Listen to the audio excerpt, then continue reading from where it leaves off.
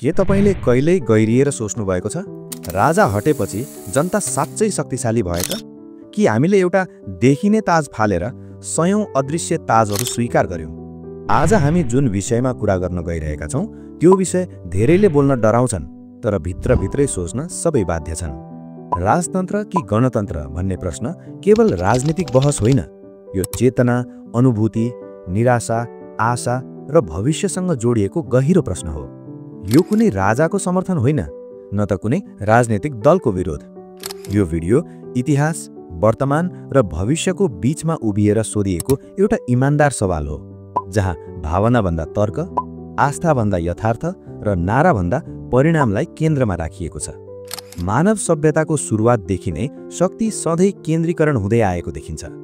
प्राचीन मिश्रका फराओदेखि रोमन सम्राट, चिनिया सम्राट, भारतीय महाराजा हुँदै नेपालका शाह राजासम्म शासनको केन्द्र सधैँ सीमित हातमै रह्यो। त्यो समयमा राजा केवल शासन गर्ने व्यक्ति थिएनन्। उनी धर्म, संस्कृति, सेना, न्याय, कूटनीति र राष्ट्रिय पहिचानको मूर्त प्रतीक पनि थिए। राज्य कमजोर हुँदा राजा बलियो देखिन्थे र राजा कमजोर हुँदा राज्य नै अस्थिर हुन्थ्यो। नेपालमा राजतन्त्र पनि केवल सत्ता प्रणाली थिएन, यो राष्ट्रिय एकता, सांस्कृतिक निरन्तरता र ऐतिहासिक पहिचानको आधार थियो। पृथ्वीनारायण शाहले नेपाल एकीकरण गर्दा त्यो केवल भूगोल जोड्ने अभियान थिएन, त्यो चेतना जोड्ने प्रयास थियो। 4 जात 36 वर्णको फुलबारी भन्ने विचार आज पनि गहिरो छ। त्यो वाक्य समावेशिता, सहअस्तित्व र राष्ट्रिय एकताको दर्शन थियो। पृथ्वीनारायण शाहले दरबारभन्दा राष्ट्रलाई ठूलो माने, व्यक्तिगत शासनभन्दा भविष्यको राज्यलाई प्राथमिकता दिए। यही कारण उनले विदेशी हस्तक्षेपबाट सावधान रहन चेतावनी दिए, जुन चेतावनी आज झन सान्दर्भिक देखिन्छ। नेपालको राजतन्त्र इतिहासलाई नियाल्दा पूर्ण निरङ्कुश तानाशाहीको चित्र देखिँदैन। समयसँगै राजाको शक्ति घट्दै गयो। राणा शासनपछि राजा संवैधानिक सीमामा बाँधिए। पञ्चायत व्यवस्था एकदलीय र नियन्त्रणमुखी थियो, तर त्यसमा पनि राष्ट्रियता, स्थायित्व र योजनाबद्ध विकासको केही प्रयासहरू देखिन्छन्। 2046 सालको जनआन्दोलनपछि नेपाल संवैधानिक राजतन्त्रमा प्रवेश गर्यो।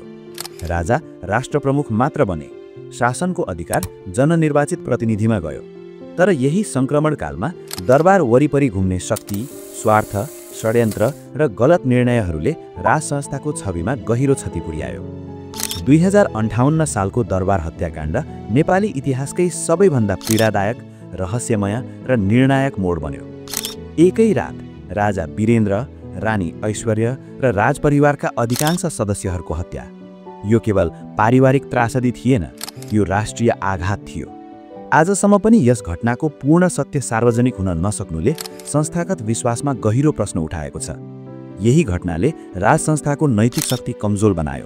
जनता भावनात्मक रूपमा टुटे र राजतन्त्रप्रतिको आस्था बिस्तारै क्षय हुन थाल्यो। ज्ञानेन्द्रको शासनकाल देशकै सबैभन्दा अस्थिर समयसँग जुधिरहेको थियो। माओवादी द्वन्द्व, राजनीतिक अस्थिरता, बारम्बार सरकार परिवर्तन, भ्रष्टाचार र विदेशी दबावले राज्य थलिएको थियो। 2061 सालमा प्रत्यक्ष शासन सम्हाल्नु कसैका लागि देश बचाउने अन्तिम प्रयास थियो भने कसैका लागि लोकतन्त्रको हत्या। यही द्विधारको टकरावले समाजलाई गहिरो रूपमा विभाजित गर्यो। अन्ततः 2062-63 को जनआन्दोलनले राजतन्त्रको औपचारिक अन्त्य गर्यो र नेपाल सङ्घीय लोकतान्त्रिक गणतन्त्रमा प्रवेश गर्यो। गणतन्त्रले जनतालाई ठूला सपना देखायो। जनताको शासन, समानता, समावेशिता, अवसर, जवाफदेहिता र सुशासन। संविधान आयो, सङ्घीयता आयो, अधिकारहरूको सूची लामो बन्यो। तर 15 वर्षभन्दा बढी समय बितिसक्दा जनताले परिणामभन्दा प्रक्रिया मात्र धेरै देख्न थाले। भ्रष्टाचार घट्नुको सट्टा झन संस्थागत भयो। व्हाइट बडी, ओम्नी, ललिता निवास, भुटानी शरणार्थी, सुन तस्करी जस्ता काण्डहरूले राज्य प्रणालीमाथि नै प्रश्न उठाइदिए। जनताले भन्न थाले, पहिले एक राजा थियो, आज सयौं साना राजा छन्। सङ्घीयता जनताको नजिक सरकार पुर्याउने नाममा ल्याइयो, पर व्यवहारमा यो खर्चिलो, जटिल र अल्झिलो बन्यो। 7 प्रदेश, सयौं मन्त्री, हजारौं गाडी, सुविधामै सीमित राजनीति, तर गाउँको अवस्था उस्तै। स्वास्थ्य, शिक्षा, रोजगारी र कृषि अझै सङ्कटमै छन्। विकास कागजमा छ, भाषणमा छ, तर जनजीवनमा छैन। यही असन्तुष्टिले आज युवाहरू गाउँदेखि सहर हुँदै एयरपोर्टसम्म पुगेका छन्। लाखौं युवा विदेश पलायन हुनु केवल बेरोजगारीको समस्या होइन, यो भरोसाको पतन हो।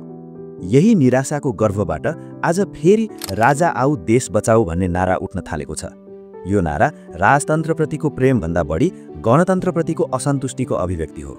मानिसहरू व्यवस्थाभन्दा व्यक्तिमा समाधान खोज्न थालेका छन्। तर यहाँ बुझ्नुपर्ने गहिरो सत्य के हो भने समस्या राजा वा राष्ट्रपति होइन, समस्या चरित्र, नेतृत्व र प्रणालीको इमान्दार कार्यान्वयन हो। विश्व इतिहास हेर्दा पनि देखिन्छ, केही देशमा संवैधानिक राजतन्त्र सफल छन्, केही गणतन्त्र सफल छन्। जापान, बेलायत, नर्वे जस्ता देशमा राजा सांस्कृतिक प्रतीक छन्, शासन प्रणाली लोकतान्त्रिक छ। अर्कोतर्फ केही गणतन्त्रहरू निरङ्कुश बनेका छन्। यसले एउटा कुरा स्पष्ट गर्छ, व्यवस्था नामले होइन आचरणले सफल हुन्छ। आजको यथार्थमा पूर्ण राजतन्त्र फर्किनु सम्भावनाभन्दा बाहिर देखिन्छ। तर राष्ट्रिय एकता, सांस्कृतिक पहिचान र नैतिक सन्तुलनका प्रतीकबारे बहस हुनु अस्वाभाविक होइन। अन्ततः प्रश्न राजा फर्किने वा नफर्किने होइन, प्रश्न हामी कस्तो देश चाहन्छौँ भन्ने हो। इतिहासबाट पाठ सिक्ने कि इतिहासमै अल्झिरहने? गणतन्त्र वर्तमान हो, राजतन्त्र इतिहास हो, तर भविष्य तपाईँ र हाम्रो चेतनामा निर्भर छ। प्रश्न गर्नु अपराध होइन, चुप बस्नु अपराध हो। यदि देश परिवर्तन चाहिन्छ भने नेतृत्व मात्र होइन, नागरिक सोच, विवेक र जिम्मेवारीमा पनि परिवर्तन अनिवार्य छ।